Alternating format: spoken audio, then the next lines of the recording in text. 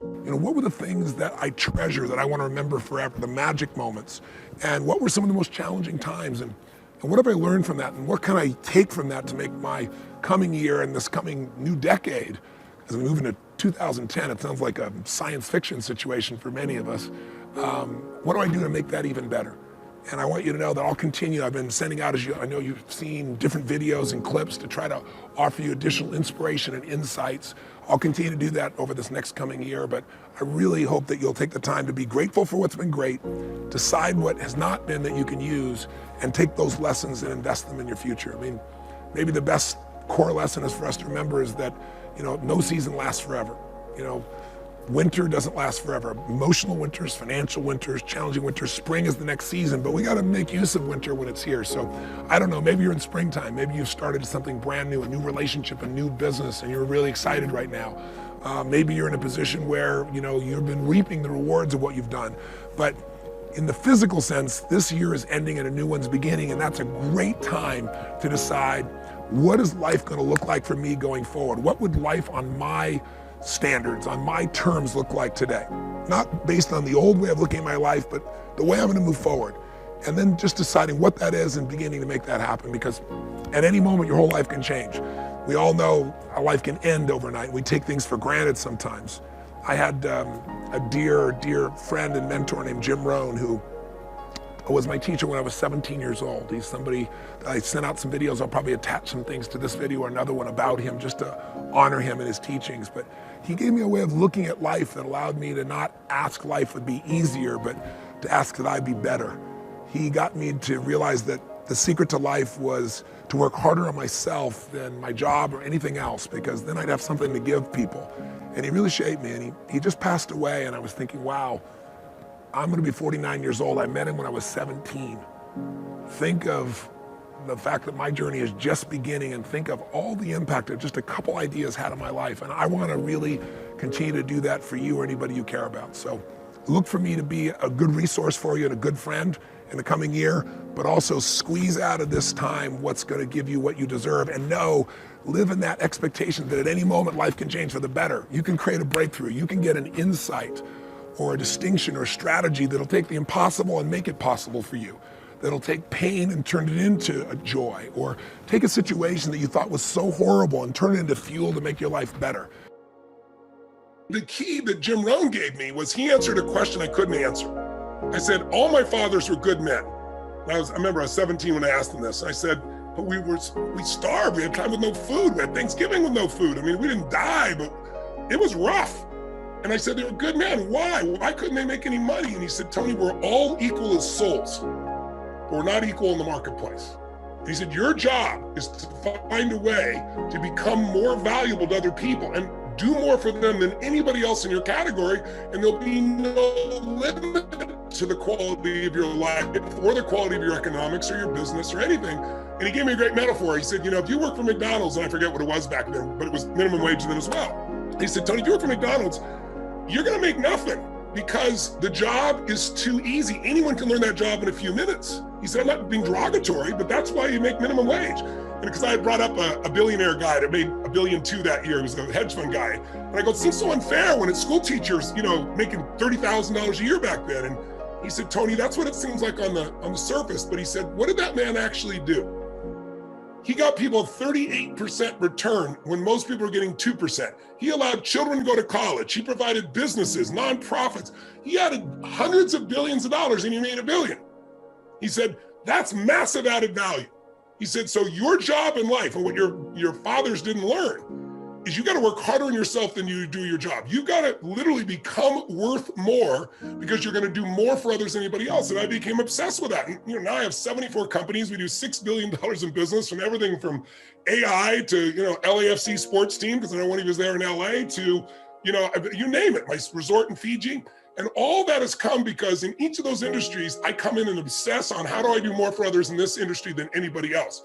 And when you do that, you prosper. So I got that from Jim Rohn. I got John Grinder's name you probably wouldn't know, started something called NLP, Neuro-Linguistic Programming. He showed me how you could change people in minutes that traditional therapy would take years or sometimes never. And I learned it and mastered it. Peter Guber, who's a dear friend of mine in the entertainment business, 52 Academy Awards, nominations, brilliant, has taught at UCLA for 25 years as a volunteer of his time, and as a guy that owns the LA Dodgers. We own the LAFC team together, owns the Warriors. I mean, he's a genius of creativity. So a lot of these people start as my clients, and they said I changed their life, but I'm not dumb enough to think that I'm just here to change their life. I learned from them. Somebody like Ray Dalio or Paul Tudor Jones, who became dear friends. I've worked with Paul, coaching him for 24 years now. He didn't lose money for 23 of those 24 years. He had one tough year, but I learned so much from these guys, or Ray, or somebody like, you look over at Salesforce.com and you see this company started by this brilliant man, but he wasn't just trying to build a business. He wanted to have a social impact, and Mark Benioff. And so these guys start as my clients, they become my friends, and then I learn from them, and they end up influencing my life as much or more than I've influenced theirs. Doubt's like a plague, and one of the worst is self-doubt. There are many, but that's one of the worst. The guy doubts himself, doubts if it'll last that long for him, doubts if he can do that well, doubts if he can make that much, doubts if he can accomplish all that. A chronic, excellent self-doubter. You can imagine what damage that does to your future. So here's the key: turn this coin over and become a believer. And there's many things to believe in. One of the majors is yourself. Worry. That's a devastating disease, worry. Worry causes health problems, social problems, personal problems, family problems. It's devastating. Worry long enough, it'll drop you to your knees. Could reduce you to begging. I know how bad this one is. I used to have it bad. I used to be known as a super worrier. Not a super warrior. No, super worrier. My family wished I'd have been a warrior. I got those years to make up for. But I'll tell you what. My advice to you is do what I finally did on worry.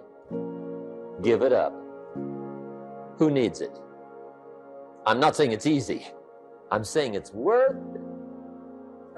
It took me almost 1 year to kick the worry habit, and it was not an easy year. It was one of the toughest years I ever spent, but I finally got that monkey off my back. And I discovered you could live the most incredible life free of worry. Not free of challenge, not free of difficulty, free of worry. I learned how to do it, and you can. Over caution. Some people never will have much. They're too cautious. Now, you can also be too reckless, but you can also be too cautious. This is called the timid approach to life. And my caution was always the risk. Risk used to drive me right up the wall. I used to say, what if this happens? It's called the language of the poor. What if this happens? And on top of that, if this was to happen, look at the fix I'd be in. I better not try. I could always ace myself out. Then I'll tell you what changed my whole life when I finally discovered it's all risky. The minute you were born, it got risky. If you think trying is risky, wait till they hand you the bill for not trying. If you think investing is risky, wait till you get the tab for not investing. See, it's all risky. Getting married is risky. Having children is risky. Going into business is risky. Investing your money is risky. It's all risky. I'll tell you how risky life is. You're not going to get out alive. That's risky. The Englishman says, well, if that's the way it's going to work out, let's give it a go. Right, that's what it's for. Give it a go.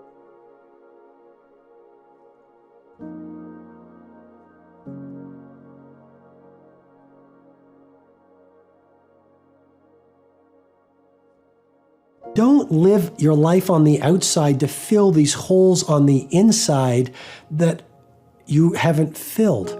Start the interior work of self-mastery to fill the holes so your mindset, heart set, health set, and soul set are full.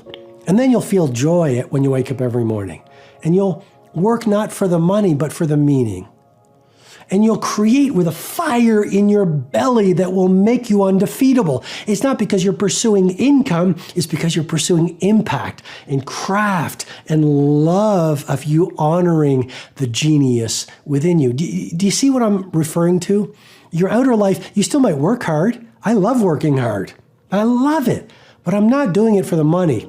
I'm doing it because of who I am. I have to write. I have to serve. I have to use the rest of my life to be an instrument of impact for as many people as possible. Rome wasn't built in a day. We all know that. Everyone hears that. But Rome also didn't fall apart overnight either. It took hundreds of years for Rome to reach its peak, but it also took time, hundreds of years, for Rome to decay and fall apart. And that is representative of life, because you don't achieve worthwhile goals quickly or easily. They take time. They take struggle. They take relentless pursuit day in and day out. That's what it takes. But also, things don't usually fall apart quickly either. At least at first, it's a slow process. A little slip here, a little setback over there, a little wearing down of discipline and will over time. Because you take yourself out of your dopey little village, and that's just the little bounded you that everyone knows and that isn't very expanded, and then you go somewhere dark and dangerous to the central place, and while you do that, you have adventures and they toughen you and pull more out of you, like partly because you're becoming informed, which means information. It means you're becoming more organized at every level of analysis, but there's also more of you too. And so as you study these people and imagine yourself in their position, and in your mind's eye, say to yourself, as I did, if they can do it, I can do it. They put their pants on one leg at a time. They breathe air just as I do. And so I believe that what you focus on the longest becomes the strongest. What we think about, we bring about.